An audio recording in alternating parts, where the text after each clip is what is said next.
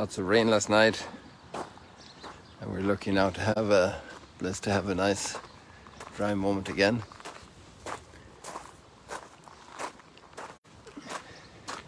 Today we have very dramatic, two big dramas, or if you want, three big dramas in the readings, and they're all interconnected.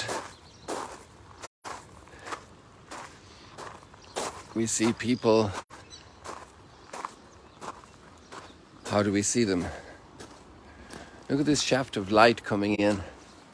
Today's readings are really about light and how we see light. We say a word about somebody and we cast a light on them. It could be a good light showing their talents and bringing out their qualities. Or it could be, wow, that shaft of light is really getting strong. Isn't that beautiful? We have it reflected on the water coming towards us, and we have that shaft going out to the side. That's fantastic. It's getting better by the moment. I'm happy to be here for this moment. And God created the world and he saw that it was good. And that's one of the problems we have. We don't see the good side of the world sometimes. We only see the bad. And we often see bad where actually good is happening.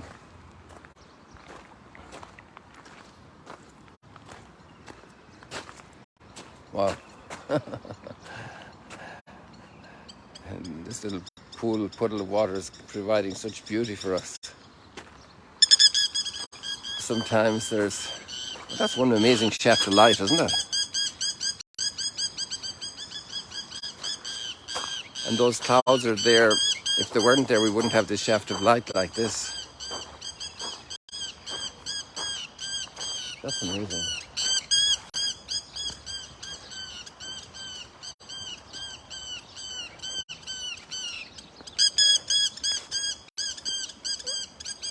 You were once in darkness, that's the second reading. And that is directed to every single disciple of Jesus. You were once in darkness. So the man born blind is every one of us.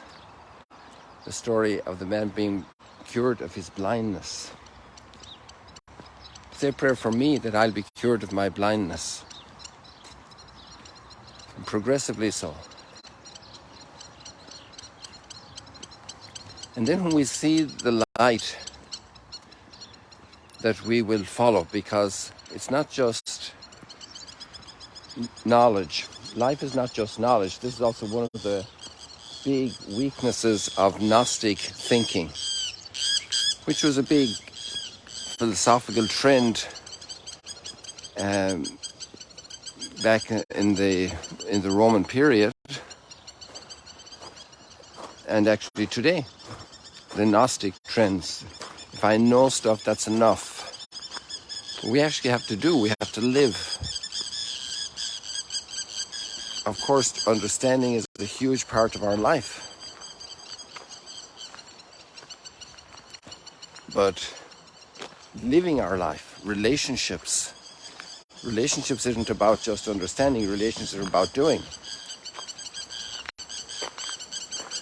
Relationships are about being invested in things, being invested in people especially, being invested in God. That cloud is going to overcome the light. This is a great moment, watching this happening, and this can happen in our own lives. The clouds can overcome the light. That everything God does is good for us. Everything. Because God is good. There's no mix of evil in God. And even if the child was born blind, this was not because the parents sinned or because the child sinned. That was the question they asked Jesus. Who was the real cause of this child being born blind? And Jesus said it was to reveal God's glory. It was to reveal God's glory. There are also a lot of interior connections between the readings. Look at this one. Look at those clouds. Isn't that marvelous? In that little puddle, it's only about 4 feet by 2 feet. And they have that work of beauty in the cloud, in the pool. And here, I need this angle here. The fence is a little bit of a disturbance. but maybe also it would allow us to count all the sections, to discover the good that's in everything.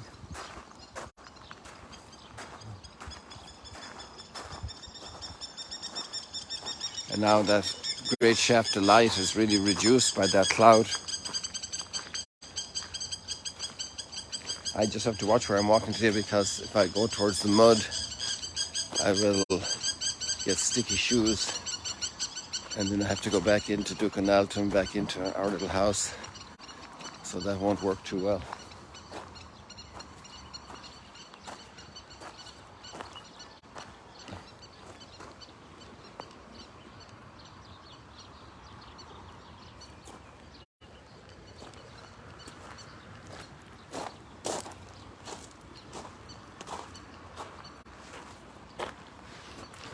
I want to bring you up to another spot, because I think we have the dramatic light now.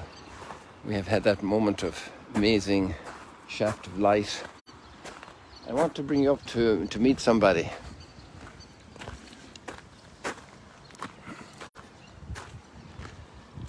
And this is all about this seeing. What do we see?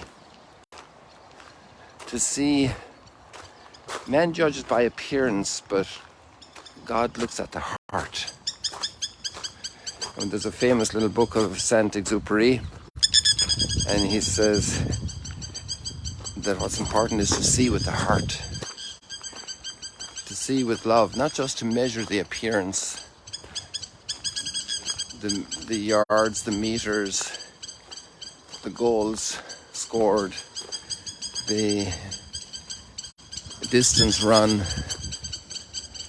to measure with the heart, because maybe the person running is not an Olympic athlete. To see with the heart, to see what each person is doing in their lives. Remember how Jesus saw at the temple that the woman with the mite, the widow's mite, the little coin, and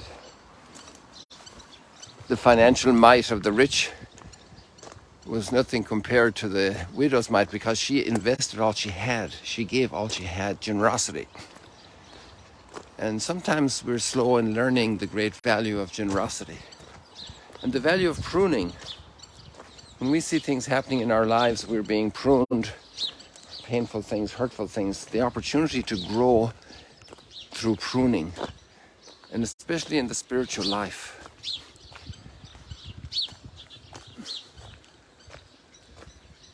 That we can be blessed by pruning. We need a new eyesight. Lord, give me sight. Lord, that I may see. Now, there's also a bit of a backstory here with David, not just in the line of the prophet to Jesse, but there's a backdrop in the history of David in Jerusalem, and Jesus is in Jerusalem. And they tell David he cannot take the city of Jerusalem because the blind and the cripples will stop him. That means people that just don't have any capability, that he has nothing, he can't do it. And the two big miracles that Jesus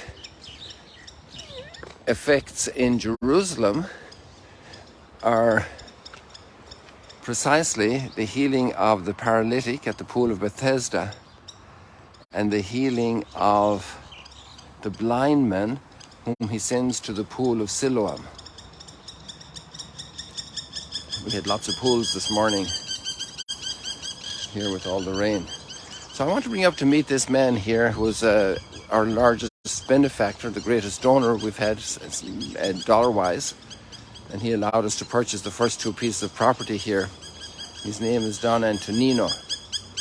And the reason I bring you to see him is a little kid born in a little lost village in Spain, caught into a civil war battle in Spain as a child, another shave with death. And this man went on to be very blessed in life, but he had made a deep commitment in his heart that he would only do good, that he would do great good. And one of the things he did that I always share with the pilgrims is he started a foundation to help people of mental and physical disabilities that don't reach the normal standards of performance and functionality to enter the workforce, the regular workforce. And let's say you're hiring some people for your office, for your factory, for your farm, for whatever. And somebody comes along in a wheelchair and there you have 10 applicants for this particular job and they really could all do it. But this guy's on a wheelchair and you think, well, I better hire this other person. Or you have another one that comes in and he says, my name is Dan. And you say, well, you'll be very nice to this person, you know, but you won't be hiring him probably. And he got this culture changed. It's a foundation dedicated to changing the culture, to advancing and getting people to hire, to involve people in their lives that have handicaps. In our society, with all its rational processes, you know, it's very important to have institutional, systematic ways and means to help people in caring for people who are sick. So that's why hospitals are great, because they have a lot of equipment and specialists in one place. And so we put people into those places. If we put them in there permanently, then they will always be in a very artificial environment in a way, and they may need a lot of major intervention and support for sure, but to put them into normal society is a huge blessing for everybody. Imagine when somebody like that is hired and they now have, good morning, they now have a job and they have to go out of their house every day or 3 days a week to do the job and get ready. It changes the whole psychology of life for them. It also unburdens their family.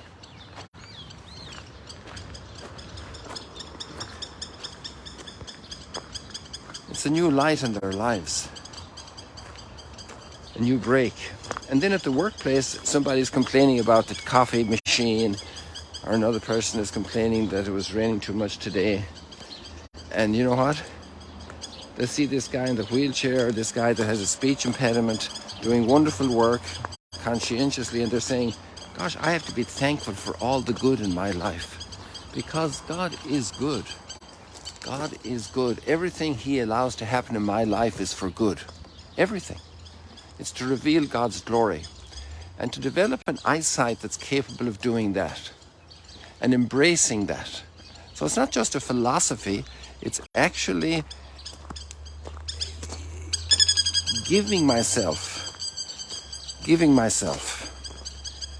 And just like there are mental and physical discapacities, there are also people are blocked morally. Sometimes they've had terrible traumas, they have been deeply wounded, offended, they've been deeply hurt, and they have reactions, very nervous reactions, very filled with suspicion, difficult for them to relate, to forgive, so many things. So we can't judge anybody. Imagine having the eyesight to see the image of God in every person. Lord, restore my sight. Lord, convert me. Lord, help me to see the meaning of my life, what you have done in my life.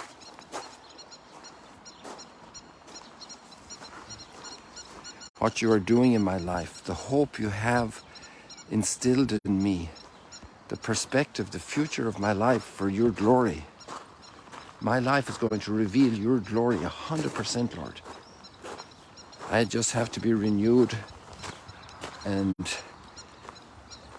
completely develop my sight, get good glasses to see the way you see them, Lord. People, God bless you. I think it looks like it's going to rain a little bit. I hope it's not too heavy. I'll run in and we'll do the Instagram from inside if necessary.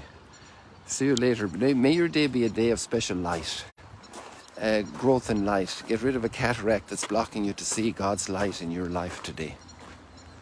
We were once in darkness, but we have been brought to light. God sees the heart, not just the appearances. See you later, alligator.